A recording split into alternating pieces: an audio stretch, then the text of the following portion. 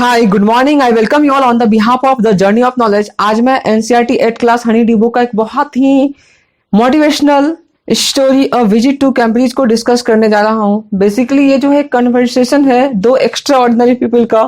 First one is Stephen Hawking and another is writer Firdaus Kanga.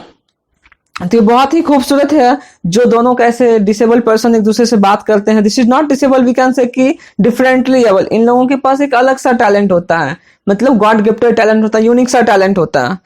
So we will discuss about them. Before you read, this is the story of a meeting between two extraordinary people, both of them disabled or differently able. इस story में हम लोग क्या पढ़ेंगे?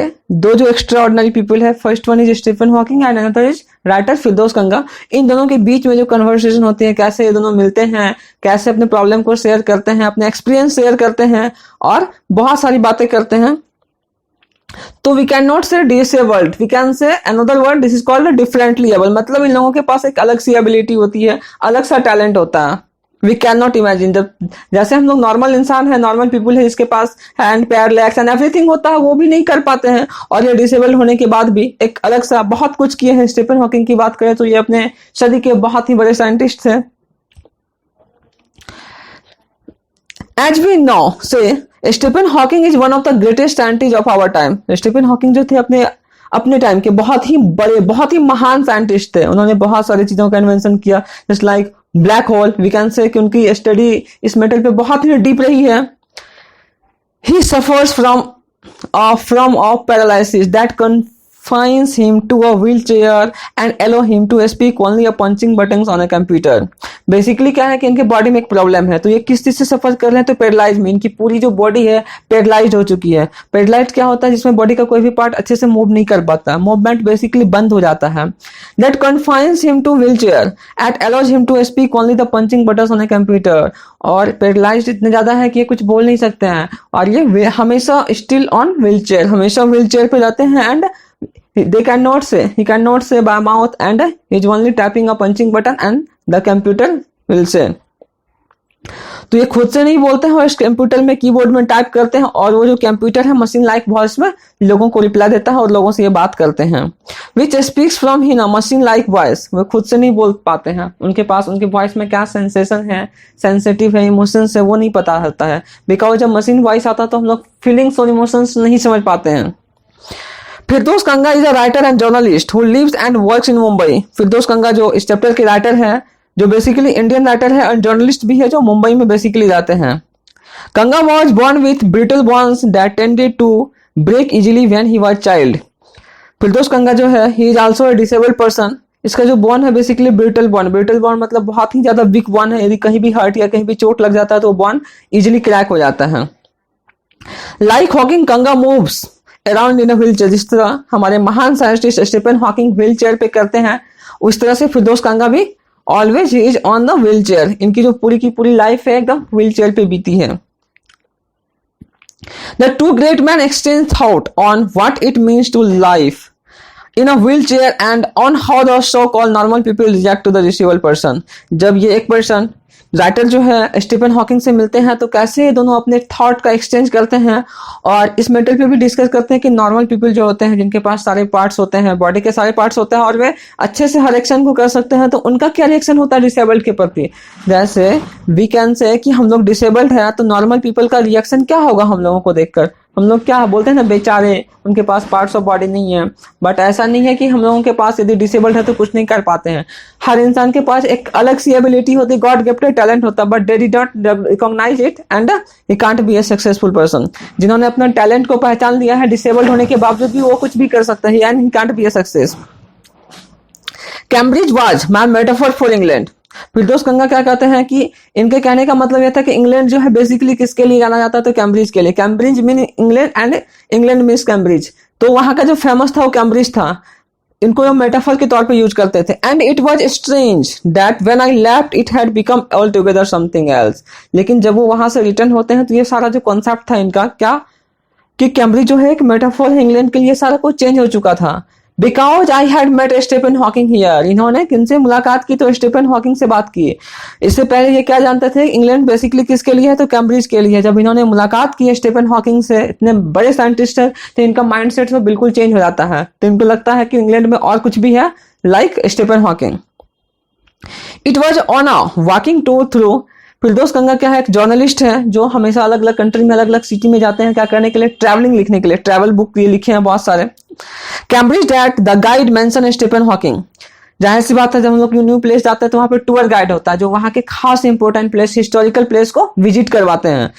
तो क्या कहते हैं इस यूनिवर्सिटी के बारे में? Guide mention Stephen Hawking poor man who is quite disabled now. तो जो पुअर गाइड था, टूर गाइड, वो क्या कहा कि ये जो बेचारा सा इंसान है स्टीफन हॉकिंग, जो क्या है? क्वाइट डिसेबल्ड, एकदम पूरी तरह डिसेबल्ड है। नाउ डाउ ही इज अ वर्दी सक्सेसर इन स्पाइट ऑफ, वो बहुत ही ज्यादा अपनी सदी के सबसे ज्यादा सक्सेसफुल पर्सन है to Isaac Newton. Isaac Newton के बाद जो है ये स्टीफन हॉकिंग ही इतने ज्यादा सक्सेसफुल है। Whose chair he has at university, उन्होंने इस यूनिवर्सिटी में अध्ययन करी है और ये जो यूनिवर्सिटी में उनका बहुत बड़ा योगदान है। And I started because I had quite forgotten that this most brilliant and completely paralysed astrophysicist. तो यह क्या कहते हैं कि फिरदौस गंगा, अरे मैं तो भूल ही गया कि यहाँ भी कोई मोस्ट ब्रिलियंट पर्सन जो है स्टीफन हॉकिंग, जो पैरालाइज्ड है और एक बहुत ही बड़े एस्ट्रोफिजिसिस्ट है। एस्ट्रोफिजिसिस्ट क्या होता है? It is a branch of a physics in which we study about stars और like that. The author of A Brief History of Time, one of the biggest bestsellers ever lived here। तो फिरदौस गंगा क्या कहते हैं कि मैंने तो भूल ही गया कि जो इंग्लैंड है, इंग्लैंड में क्या है? स्टीफन हॉकिंग है, जिनकी एक बहुत ही फेमस बुक है a brief history of time, जो अपनी सदी के, अपने समय का एक बहुत ही बिगेस्ट सेलर बुक था। मतलब उस समय में बहुत सबसे ज्यादा बिकने वाली बुक थी वो। तो फिरदौस गंगा रियलाइज करते हैं हाँ ये भी तो है। When I walking tour was done, जब फिरदौस गंगा का वॉकिंग टूर कंप्लीट हो जाता है, I rush to a phone booth and almost tearing the code so it could reach me outside. तो फिरदौस गंगा क्या जाहिर करते हैं? उनसे मिलना। जब इनको पता चलता है कि यहाँ पे बहुत ही बड़े साइंटिस्ट एस्ट्रोफिजिसिस्ट स्टीफन हॉकिंग है, तो जैसे ही इनका वॉकिंग टूर खत्म होता है तो वो फोन बूथ की ओर दौड़ते हैं, चल पड़ते हैं। Almost tearing the code so it could reach me outside. Basically Firdaus Ganga भी क्या, एक डिसेबल पर्सन है, तो इनकी भी व्हील चेयर उस बूथ के अंदर तक नहीं पहुंच सकती। तो क्या करते हैं? उसको रेस्ट आउट का मतलब उसके वायर को, उसके कोड को खींचते हैं बाहर ताकि वो आसानी से बात कर पाए। Phone Stephen Hawking's house, phone booth पे जाते हैं और स्टीफन हॉकिंग से मिलना चाहते हैं या उनसे बात करना चाहते हैं, थॉट शेयर करना चाहते हैं, तो उनको कॉल करते हैं। There was his assistant on the line and I told him. तो स्टीफन हॉकिंग के जो असिस्टेंट है वो कॉल पिकअप करते हैं एंड फिरदौस गंगा क्या कहते हैं? I had come in a wheel chair from India perhaps it out I had prepared myself all the way to write about my travel in Britain।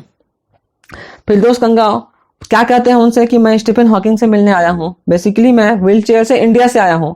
तो राइटर को यहाँ पे ये लगता है कि उसके असिस्टेंट ने कहीं ऐसा तो ना सोच लिया कि मैं पूरी journey from India to England wheel chair पे ही आया हूँ। तो ये एक ह्यूमरस सा वे है यहाँ पे। To write about my travels in Britain, Firdaus Ganga उसके असिस्टेंट से कहते हैं कि मैं स्टीफन हॉकिंग से मिलना चाहता हूँ, मैं इंडिया से यहाँ पर ट्रेवलिंग के बारे में लिखना चाहता हूँ। I had to see professor Hawking even 10 minutes would do. यदि मुझे स्टीफन हॉकिंग से सिर्फ 10 मिनट मिल जाए तो ये मेरे लिए बेहतर होगा। That would be better and enough for me. Half an hour he said from 3:30 to 4। और उसके असिस्टेंट जो है इतने लॉयल है कि इनको आधा घंटा एक्स्ट्रा टाइम दे देते हैं। फ्रॉम 3:30 से 4 मतलब 3:30 बजे से 4 बजे तक। For suddenly I felt weak all over। तो ये क्या हो जाते हैं? ये ओवरवेल्म हो जाते हैं। जब हम लोगों को कभी ऐसा सिचुएशन आता है ना, जिस इंसान के बारे में सोचते नहीं है और उनसे मिलने का मौका मिल जाता है, तो हम लोग ओवरवेल्म हो जाते हैं। तो ये अचानक से क्या होता है? फेल्ट वीक ओवर, ये ओवरवेल्म हो जाते हैं। Growing up disabled, you get fed up with people asking you to be brave as if you have courage account on which you are too lazy to draw a check।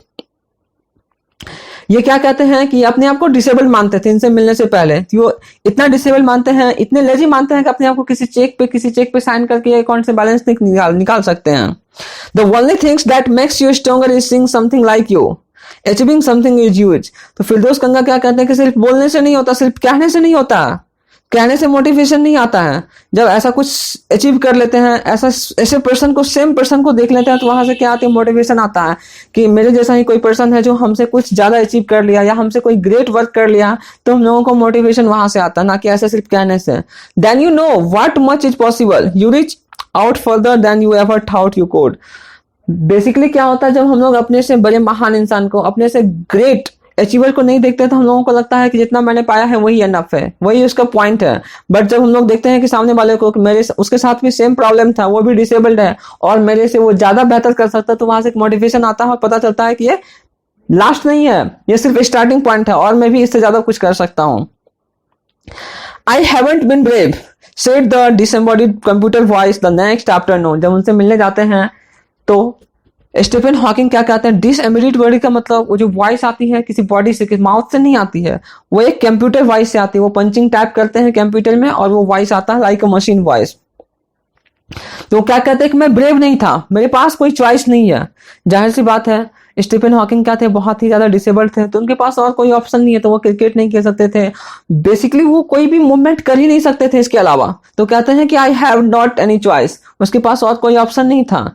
Surely I wanted to से living certainly with the reality of the this integrating body was a choice. तो फिरदौस कंगा क्या कहते हैं, आपने तो सही तो चुना है, आपने जो चुना है डिसइंटीग्रेटिंग बॉडी का, तो आपने तो सही यूटिलाइज कर रहा है इसका, आपके पास जितनी एबिलिटी थी आप उसका तो बेस्ट कर ही रहे हैं।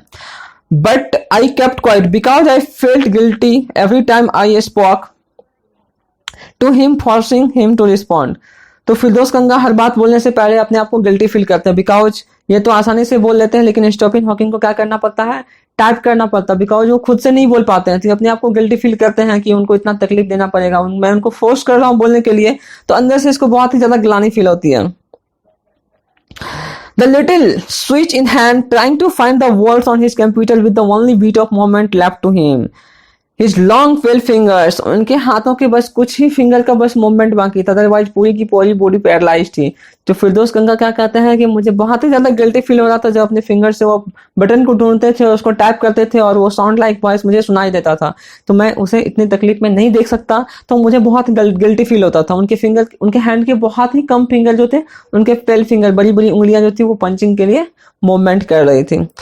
Every so fan his eyes would shut in frustrated exhaustion. कभी कभी ऐसा लगता था कि वो एग्जॉशन मतलब थकावट के कारण वो फ्रस्ट्रेटेड फील कर रहे हैं। And sitting opposite him I could feel his anguish. और जो फिरदौस कंगा जो राइटर है उनके ठीक सामने बैठे हैं। The mind beyond his thoughts that came in frozen phrases and sentence stiff and corporate. उनके जो सेंटेंस हमेशा स्टिफ है, उनमें कोई भी सेंस नहीं है, कोई भी सेंसिटिव नहीं है, कोई भी इमोशंस नहीं है, बिकॉज वो खुद से नहीं बोलते हैं। तो फिरदौस कंगा क्या कहते हैं, उनके जो माइंड है बियॉन्ड मतलब हमेशा एक्टिव रहते हैं, वो कुछ ना कुछ सोचते रहते हैं, और जो थाउट है वो हमेशा फ्रोजन फ्रेजेस में रहते हैं। फ्रोजन फ्रेजेस मतलब जमा हुआ वॉइस है, मतलब बिल्कुल भी मूवमेंट नहीं है। वी कैन से कि just like a statue. A lot of people seem to think that disabled people are chronically happy, I said. तो राइटर क्या कहते हैं, उनका मानना यह है कि बहुत सारे लोग क्या कहते हैं कि जो डिसेबल्ड पीपल होते हैं वो हमेशा क्या होते हैं, अनहैप्पी होते हैं, क्रॉनिकली अनहैप्पी। वो हमेशा बिल्कुल ही खुश नहीं होते, हमेशा सैडेस्ट मोमेंट में रहते हैं। I know that's not true. Writer ये भी कहते हैं मुझे पता है ये हमेशा सच नहीं है, ये सत्य नहीं हो सकता। My self are you often laughing inside. Writer क्या कहते हैं, क्या आपने कभी हमेशा अंदर से हंसते हुए रखा? क्योंकि जब स्टीफन हॉकिंग का आप पिक देखेंगे तो वो हमेशा लाफिंग मोड में रहते हैं। तो फिरदौस कंगा क्वेश्चन करते हैं क्या यू लाफिंग इनसाइड, क्या आप हमेशा हंसते हैं? अबाउट 3 मिनट्स लेटर, अब उनको जो रिप्लाई देना है तो फिर पंचिंग करेंगे कंप्यूटर पे। He responded I find it amusing when people patronise me.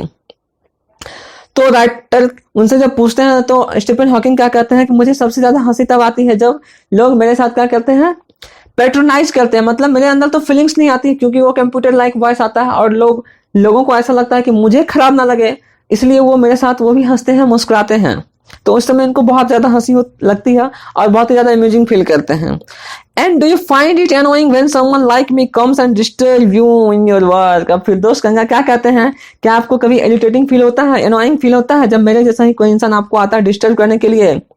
तो अब जो है स्टीफन हॉकिंग क्या आंसर देते हैं, the answer flash. Stephen Hawking कहते हैं yes, then he smiled his one way smile and I new.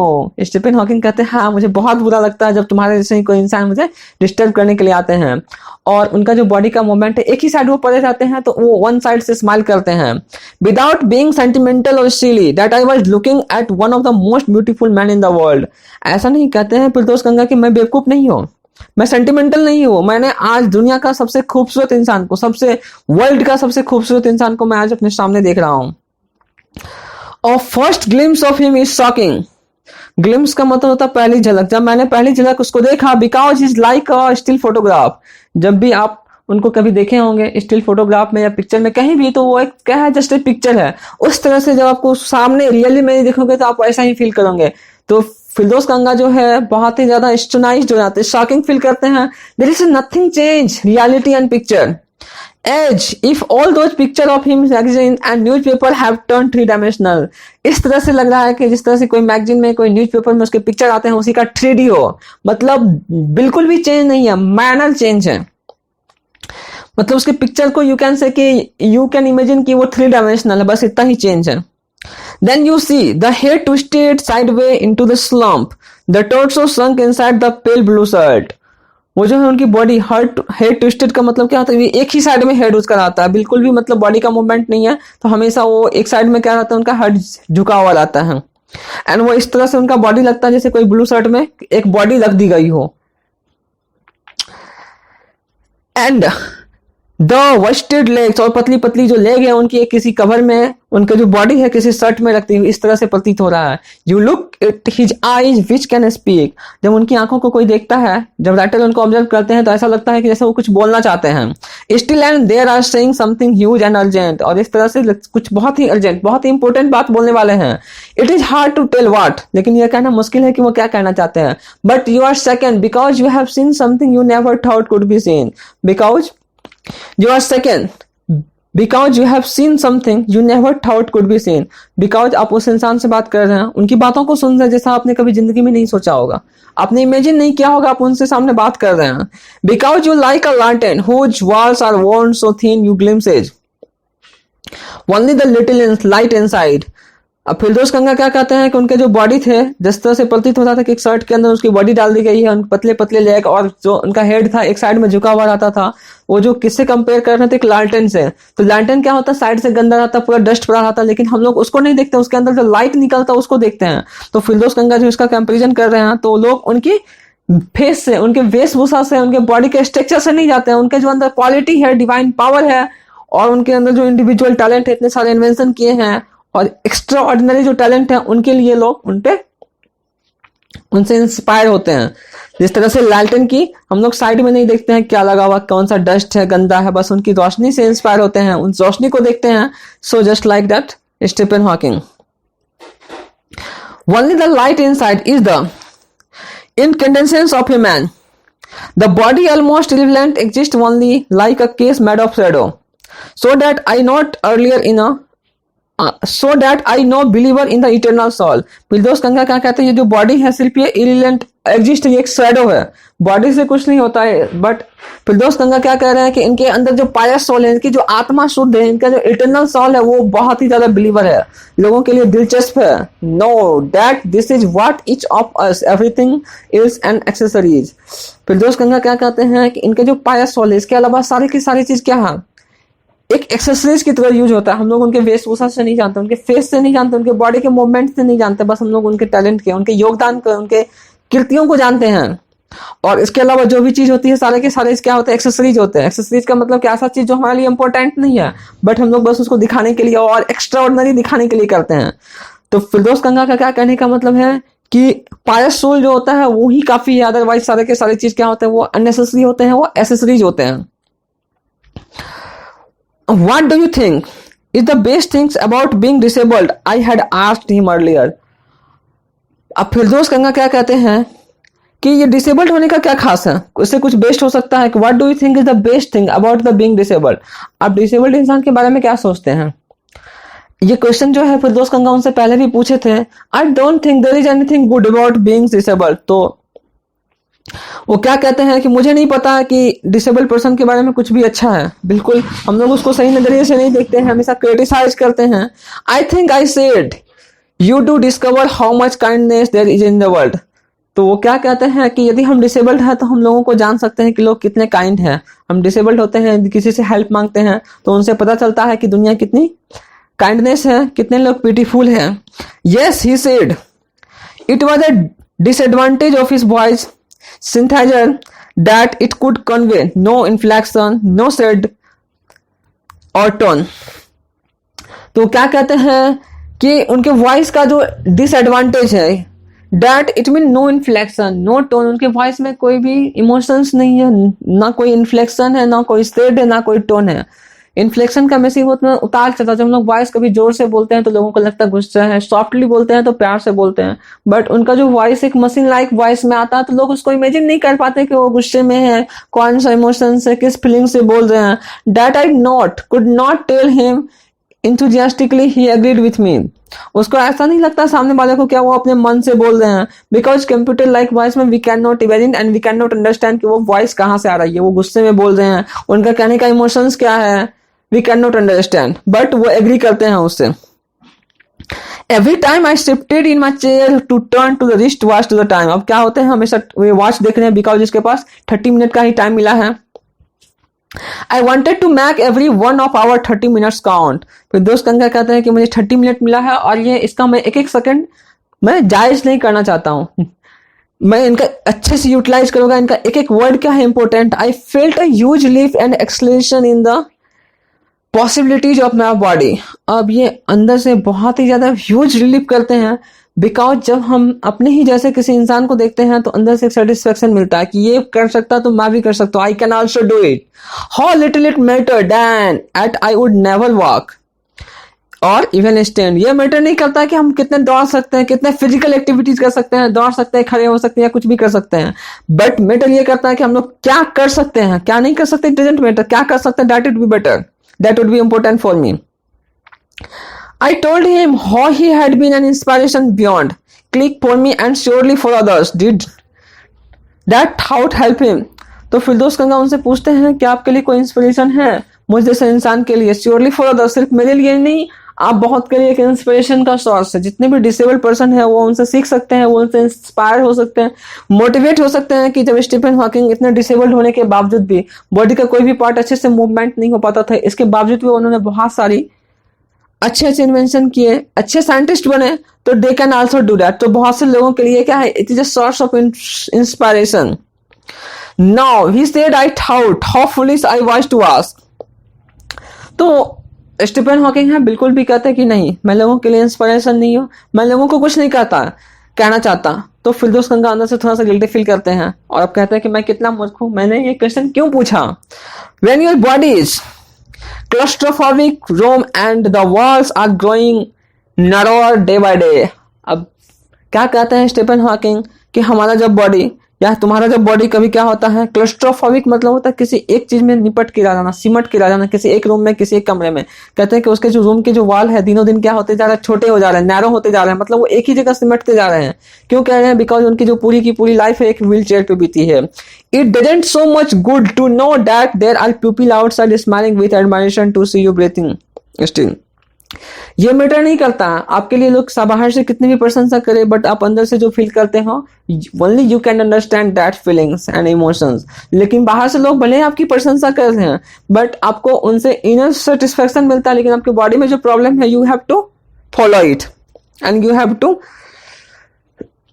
Complete and you have to define that you are such a paralysed person and you are disabled person. Is there any advice you can give disabled people?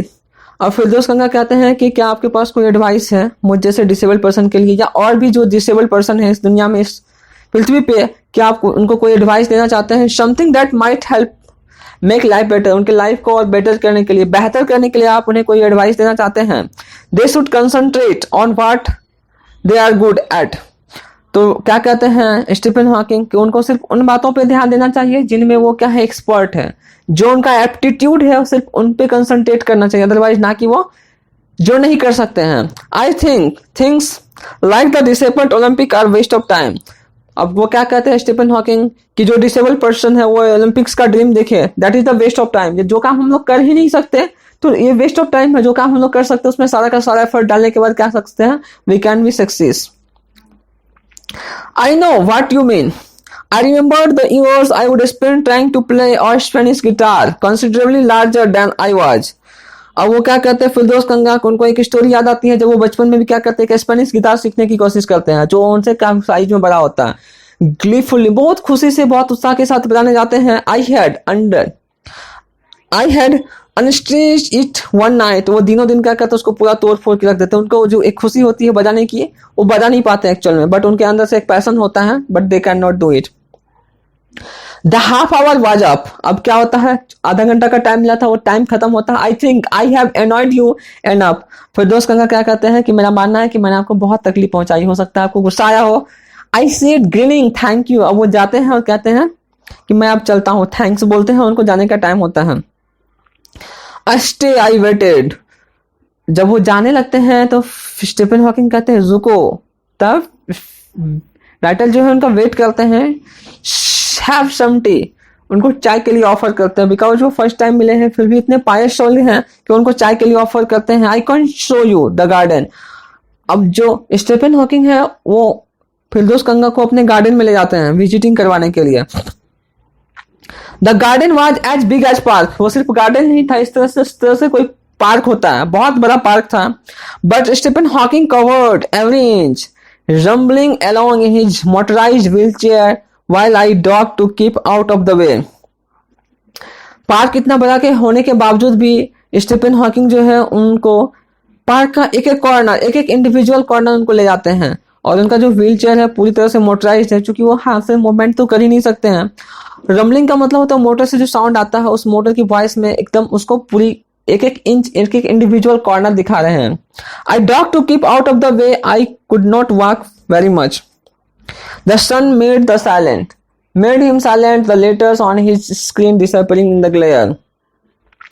फिरदौस कंगा कहता है कि वे लोग ज्यादा बात नहीं कर सकते, because फिरदौस कंगा तो बोल लेंगे, लेकिन स्टीफन हॉकिंग को पंच करना पड़ता है और सूरज की रोशनी इतनी ज्यादा है कि उनको स्क्रीन नहीं दिखता है। तो वे दोनों बहुत ही कम बात करते हैं ड्यूरिंग जब वो गार्डन में घूमते हैं। एन आवर लेटर, अब 1 घंटे बीत जाती है। We were ready to leave, अब वो उनको जाने की अनुमति दे देते हैं। I didn't know what to do, I could not kiss him. अब फिरदौस कंगा उनको समझ में नहीं आता है कि उनको क्या करना चाहिए, ना ही वो उनको किस कर सकते हैं, ना ही वो उनको रो सकते हैं, बिकॉज उनकी फीलिंग्स को समझ भी नहीं पाते हैं। I touch his shoulder, finally क्या करते हैं, उनके शोल्डर को टच करते हैं and wheeled out into the summer evening, और वहां से वो चले जाते हैं। आई लुक्ड बैक, जब फिरदौस कंगा कुछ आगे बढ़ते हैं तो वो पीछे देखते हैं, उनको ऐसा एहसास होता है कि स्टीफन हॉकिंग उसको बाय बोलेंगे, and I know he was waving, कि वो उनको बाय बोल रहे होंगे। थॉट ही वाजंट इट, लेकिन ऐसा तो कोई फील है ही नहीं, उनके बॉडी का मूवमेंट है नहीं, तो फिरदौस कंगा को ऐसा प्रतीत हो रहा है, ऐसा लग रहा है। Watching him an embodiment of man, bravest self, the one I was moving towards, the one I had believed in for so many years alone. I knew that my journey was over for now। तो इनसे मिलने के बाद जब वो जाते हैं तो इनको ऐसा लगता है कि वो पीछे से बाय बोल रहे हैं, बट ऐसा हो नहीं सकता है, वो अंदर से फील करते हैं। जब वहां से फाइनली वो जाते हैं तो उनको ऐसा लगता है, वो इतने ज्यादा मोटिवेट हो जाते हैं, इतने ज्यादा इंस्पायर हो जाते हैं, उनको लगता है कि मेरी जर्नी सिर्फ इतनी तक नहीं थी, ये सिर्फ जर्नी मेरी कंप्लीट हुई है किसकी, ये जो बात करने का सिलसिला था, थॉट शेयर करना स्टीफन हॉकिंग के साथ, सिर्फ ये जर्नी मेरी खत्म हुई। अदरवाइज जो मेरी जर्नी है बहुत कुछ मैं आगे करना वाला हूँ, तब तक के लिए ये जर्नी है जो खत्म होती है। और this is not my journey point, I can do it more than other and which I have done already and I can do better it. Show बहुत ही मोटिवेशनल ये स्टोरी है, दोनों के बीच का कन्वर्सेशन है, कैसे दो एक्स्ट्राऑर्डिनरी पीपल जो डिसेबल्ड हैं इतने महान कार्यों को, इतने महान कृतियों को देश के लिए किया है। सो हम लोग बहुत कुछ इससे सीख सकते हैं, स्पेशली जो डिसेबल्ड है, जिनको ऐसा लगता है कि हम लोग कुछ नहीं कर सकते हैं, तो they can follow the instruction and the life of Stephen Hawking. So उम्मीद करते हैं आप लोगों को अच्छा लगा होगा। और ये जो स्टोरी है कहाँ से लिया गया, हेवन ऑन व्हील्स, जो इसकी जो जर्नी बुक है फिरदौस कंगा की, ये वहीं से एक पार्ट लिया गया है। सो उम्मीद करते हैं आप लोगों को ये अच्छा लगा होगा। So till then take care, be happy, हंसते रहिए, मुस्कुराते रहिए, आसपास साफ सफाई रखिए, पेड़ पौधों को पानी दीजिए। Thank you so much.